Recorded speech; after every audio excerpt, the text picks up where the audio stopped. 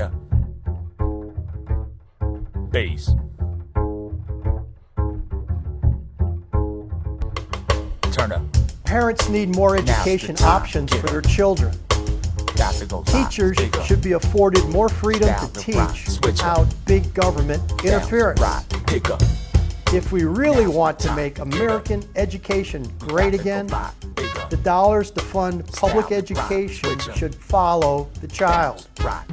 You're listening to the Rickey Revelations podcast. Here is your host, Richard Norman Rickey. Well, today I want to talk about some policies that are going on, being proposed down at the state capitol.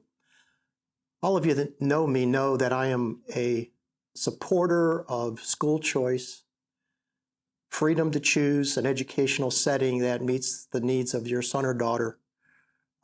Any legislation or bills that improve individual freedoms, I support. And if they restrict government and lower taxes, I'm for that as well. We're right in the middle of our new legislative session. Here it is. I'm recording. It's early April, and there are some new bills being proposed that are going to impact public education if they get passed. There are some that I strongly support, and I hope they get through. One of those is a bill, which is Senate Bill number 8 by Senator Creighton, Republican out of Conroe. If you look at the bill, it's about parental rights, giving parents a lot more authority and rights to make choices, to be informed of what's going on. But even more significantly, it's a bill that's going to allow families to go and use public funds and go to private schools, to find a school that may be a better choice for their son or daughter. Now, you know, for years and years here in Texas, we've been looking at school choice. We did pass charter school legislation back in 1995, which added some school choice, and that was a major development. I think all of us that have been in this public education arena for several years now will look back and say, you know, that's been a successful policy. It's worked. It's improved public education in Texas, and it's benefited a lot of kids. But a lot of people want to take it further. They want more to happen to open up school choice.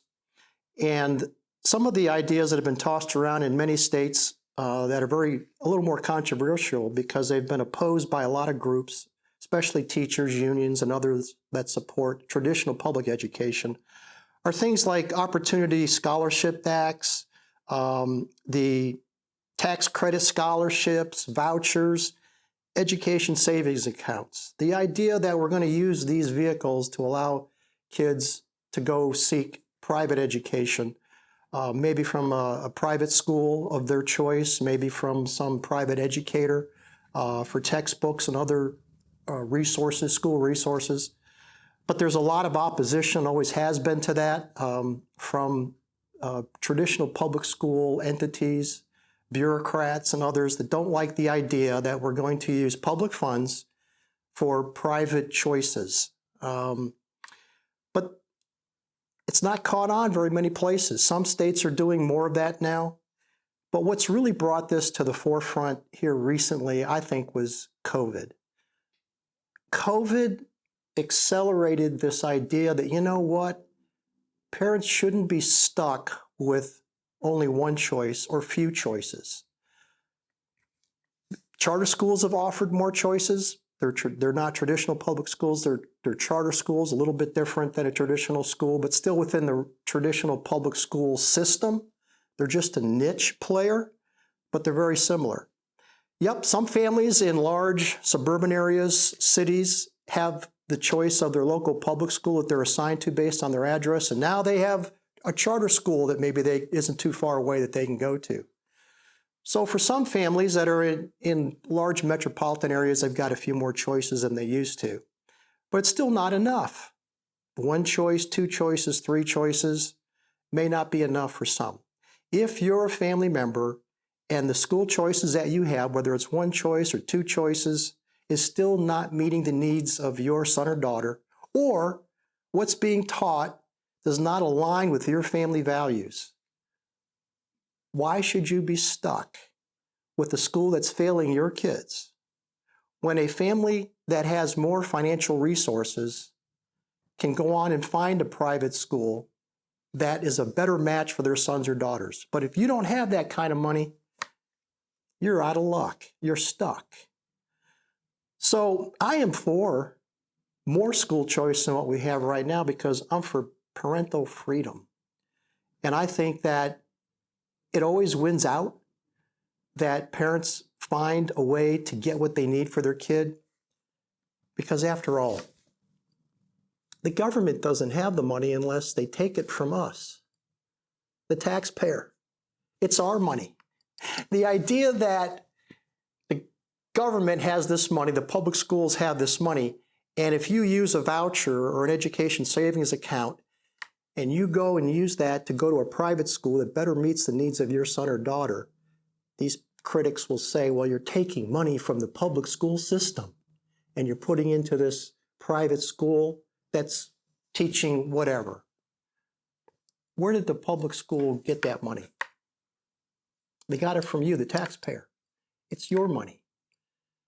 And the problem I have with our growing government bureaucracy is how much they're taking from us without accountability, and our restrictions very often are large. We can't go where we want to go, and I think this needs to change. Let me just address this bill because there's two parts to it, and I support it. The first part is parental rights, and the second part is using an education savings account that allows you to go to other schools, private schools, and other places. Let me just give you some highlights from the bill that's out there. We all know that parental involvement in the child is a key for a kid succeeding in school. We also know that we need to get our parents and our teachers aligned, and that doesn't always happen. This bill is a revision to the school grievance procedure. We've always had in public education a way for parents who don't like what's going on to complain and to file grievances. They go to the principals first. Well, they go to their teachers, then their principals, and then they can go to the superintendent. And then if they still don't like the answers that they're getting, they can go to the board of trustees. Now, this has always been in place, but this bill by Senator Creighton, and there is a companion bill on the House that also is similar to this, is basically tightening all this up, giving parents a little bit more rights than they even had before, to make sure that the process is fair and it's timely, so it goes a little bit quicker.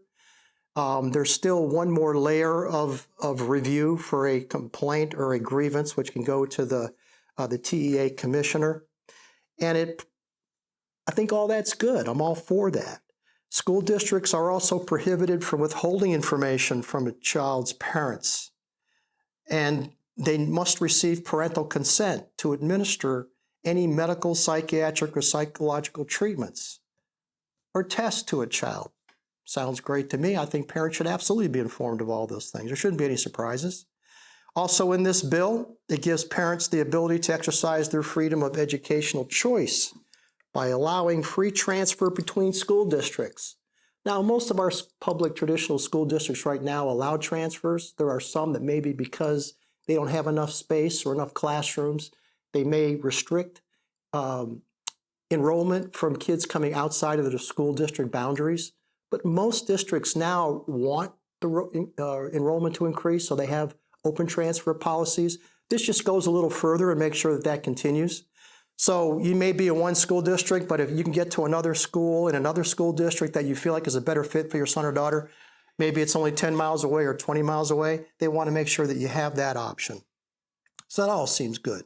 But it also is going to give you the freedom of choice by allowing you to transfer to attend a private school with an education savings account, which is an ESA. And the ESA program under this bill provides families who leave the public school system to go to basically an $8,000 amount of money spent on tuition and fees at an accredited private school and other approved educational settings. You can use this $8,000 for textbooks, uniforms, tutoring, transportation, assessment fees, and things like that. It's also not designed, it says, to harm public schools. One of the critics of these voucher programs and education savings accounts and other school choice programs that allows the money to follow the child and basically select a private school is a lot of rural schools don't like the idea because they don't have as many choices in the rural areas. Even conservative Republican Congress people are been opposed to these ideas of school choice because they feel like it harms some of these schools out in the rural area more so than in the larger metropolitan areas. I think there's some truth to that. So in this bill, they tried to protect that from happening, and the way they did that is that no funds allocated for public schools are to be used for the ESA program, which is funded through a general revenue system. School districts with fewer than 20,000 students, which is most obviously the rural schools, will receive $10,000 for 2 years for each student that leaves the district for the ESA program. Okay, so that's a general review of this bill. I'm all for it. Now, you mean kids could leave public charter schools and go to a private school with this? Yeah. But Mr. Rickey, you operate public charter schools. Wouldn't this hurt your school? Even if they didn't give us this reimbursement, we don't have 20,000 kids in our charter school district. But assuming that we didn't get that, I'd still be all for it. Because I believe in the end, parents should have a right to go and find the best educational system for them, and the dollar should follow them. It's their tax dollars. Now, I've been a small business owner. I've worked in the capital investment markets. I've worked in private companies that were investor owned. I understand what it's like to have a monopoly. I know when I ran my business, I love monopolies. Because with a monopoly, I get to determine how much I'm going to charge. I don't have to worry about my pricing. I don't worry about people rating my employees as much. I've got a monopoly. I like that. But I don't think that's what's best for consumers. I don't think it's best for our economy. I don't think it's what's best for our capitalist system. I just think that people that are paying a tax, the government's reaching in their pockets and taking money, should be able to find an educational system that best meets their needs for their son or daughter, that's aligned with their values, that has the right social setting for their kids, and the dollar should follow the child. And that's what this does. So let's talk about the parental rights part. I'm all for parental rights. I believe in parental rights so much that I think the parents should have the right, if they don't like what's going on in their school, to find another school or educational setting and have the dollar follow the child. That's how much I believe in it. But I think that even in this bill and in others, the emphasis on parental rights needs to be balanced with a corresponding educator rights. Let me explain. Here's what I see going on in education. We have emphasized parental rights so much, and that's all good and well. We should do that. And parents now have a few more choices. That's all good. I like that. But what hasn't corresponded with that is educator rights. Here's what I mean. I can't tell you how many times I've seen parents who have a delusional sense of their son or daughter, who are absolutely unwilling to compromise, who don't like what the teacher is doing, what the educator is doing, but the educator has to continue to educate that student because the law says that they're compelled to do so. What about the rights of the teacher who says, I've done everything I can to please you, but I expect your kid to behave this way in class. I expect them to turn in their homework. I expect them not to disrupt what I'm doing. I can't spend this much time with you as a parent answering all your complaints and all your emails. I've done everything I can do to try to please you. I can't please you. And usually when you get to that point, what these parents do is they grab their consultants and their lawyers and whoever else is helping them because they know the law is on their side. and the educators just have to sort of take it. And I think we need to look at that and change it. One of the things I like about school choice is that parents can go someplace and find another option that may work better for them. But the downside of that is, here's what happens. Because there are some parents who are delusional, who are in denial about their kids, who don't do what the educators are asking them to do. Maybe it's, hey, read to your kid every night, or making sure they get their homework done. They don't do any of that. But they still demand that the educator continue to educate their kid. And then if they don't like it, they just say, well, okay, I'm out of here. I'm going to go to the next school because there's an open transfer policy, or maybe there's a charter school, and they kind of just bounce around. So they go from one school to the next. And the next school that they go to, because of compulsory school laws and attendance laws, the educators have to accept them. They have to educate them. And what happens is, as they're getting bounced around, it's never, ever the parents' fault or the kids' fault. It's always the teachers, or the educators are always wrong. And I think if we could stop that, and the way we can stop that is by allowing our educators to have more rights, to say, you know, I've done everything I can do to educate you. I love your kid. I want to help them learn.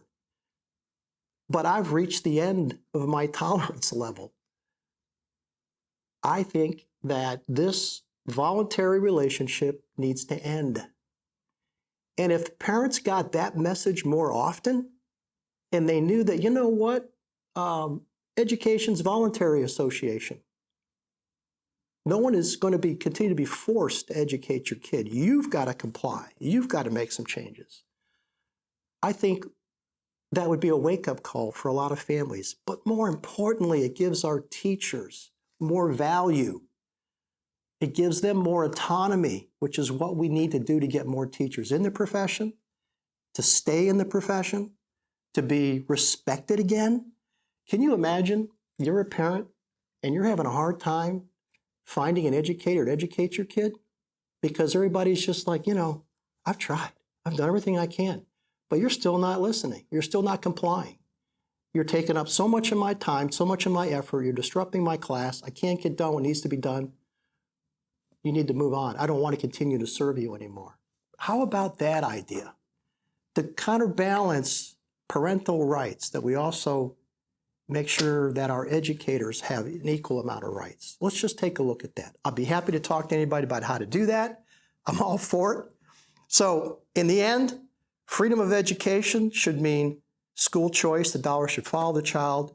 Parents should have all the rights that are in this bill to be transparent. They should know what's going on in their school. They should be able to see the curriculum. They should be able to do a grievance procedure. Absolutely. But we also need to give our educators rights as well. And I'd like to see us do a little bit more of that. I hope you can get behind this. It's not a perfect bill. It's way too many pages, as a lot of these regulations or bills always are. I wish we could boil it down to a couple of pages and start trusting people. But the idea behind it, I think, is sound. It's not going to serve that many kids, you know, a couple thousand, who knows, but, you know, we're going to have to, this is a start. It's just one more way of making sure our families have more choices, that individuals have choices, and they're not forced into systems that don't work for them. And I think that's a good thing. I'll always take that over preserving the status quo and making sure government gets all their money.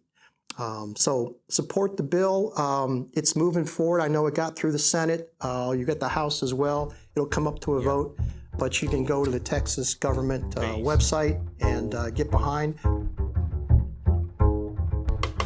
Turn up.